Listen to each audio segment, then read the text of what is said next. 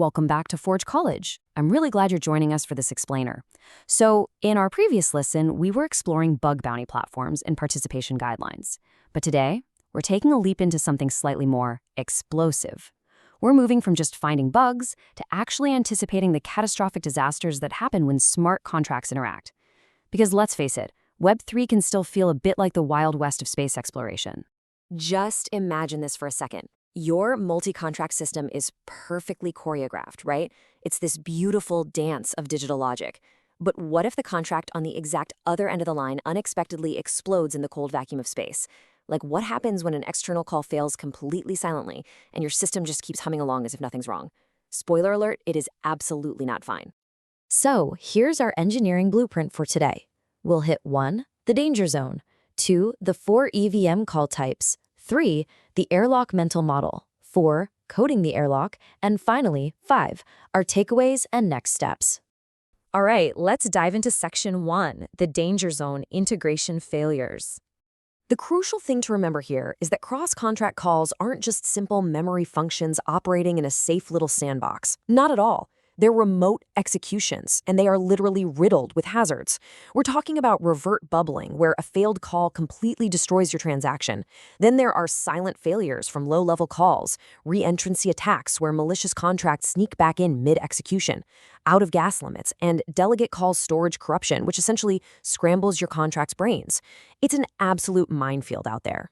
Moving right along to Section 2, 4 EVM call types, communication cables. To actually survive these failures, we have 4 different communication cables we can use in our Solidity blueprints. Now, a high-level external call runs in a new execution frame, and it automatically bubbles up reverts. But a low-level call? That runs in a new frame too, but it doesn't bubble up. It just silently hands you a Boolean flag that you absolutely must explicitly check. Then we have delegate call, which is incredibly dangerous because it executes the callee code directly inside your contract's storage context. And finally, static call, our safe, read-only cable that just flat-out reverts if anyone tries to alter the state. Choosing the right cable really dictates exactly what kind of errors you're going to face. Okay, Section 3, the airlock mental model containing execution. So, how do we safely route data through these cables without causing a massive decompression event in our system? Well, we use the airlock mental model. Think about it. You wouldn't just throw open the door of your spaceship to outer space without checking the pressure and stepping into an isolation chamber first, right? The exact same logic applies to smart contracts. This framework takes the classic checks, effects, interactions pattern and maps it directly onto a physical airlock concept. Here's how it actually breaks down. Step 1 is contain. These are your checks. You verify all the conditions before even touching that inner door. Step 2 is the chamber itself, your effects and interactions. This is where you completely isolate the execution. And step 3 is commit. You only commit to those outer state changes, or safely roll them back, based on verifying that the interaction was a total success. You never, ever let the raw vacuum of an untrusted external call touch the delicate inner workings of your main contract state. Now, what's really brilliant about this airlock model is that it forces you to define strict invariants. For example, a rule like total credited balance must never decrease unexpectedly. By treating every single external call as an untrusted hazard, you design your system so that no core invariant is irreversibly corrupted if a callee fails, reverts, or just runs out of gas. You're mathematically guaranteeing your system's survival. Section 4, coding the airlock defensive patterns. Time to put our hard hats on. It's time to actually translate this into code. First up, using explicit interfaces keeps everything tightly typed. Second, doing our checks first avoids wasting precious gas on a doomed interaction. And third, and honestly this is the most unintuitive but important part, we modify our balances, our effects, before making the external call. By pre-deducting the balance, we safely isolate the outer environment from reentrancy attacks. We basically act as if the money is already gone before we even open that airlock door. Next, we have to secure the hatch. For Solidity external calls where we know the ABIs, try-catch is our absolute safety net. If the callee contract reverts, we gracefully catch the explosion right there inside the airlock, rather than letting it bubble up and destroy our whole transaction. If we were using a low-level call instead, we'd have to explicitly check the returned Boolean value. Either way, the rule is the same. We never blindly trust that the call actually worked. But what if things actually do go wrong inside the airlock? Well, we handle it like pros.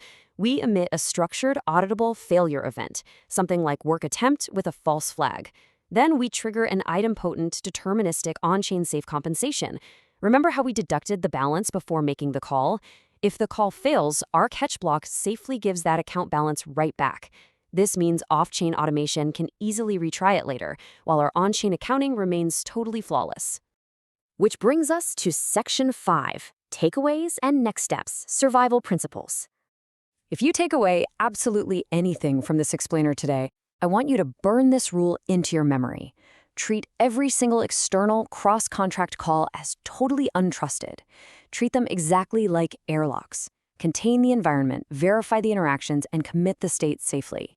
And this sets us up perfectly for our next module in the Final Quest multi-contract system track, specifically the section on diagnosing integration failures. Your mission is to run this airlock drill yourself. Take the defensive code snippets from our course materials, compile them, and write tests that purposefully blow up a callee contract. Make it return false, make it revert. Then confirm for yourself that your caller invariants still hold perfectly strong. I'll leave you with a bit of a provocative thought today. Take a good hard look at your current code bases. Are your cross-contract calls secured safely in an airlock, or are you leaving the hatch wide open to the vacuum of space? Thank you so much for joining this Forge College Explainer. Be sure to visit forge.college to learn more about keeping your Web3 systems airtight and to continue your advanced integration techniques quests. I'll see you in the next one.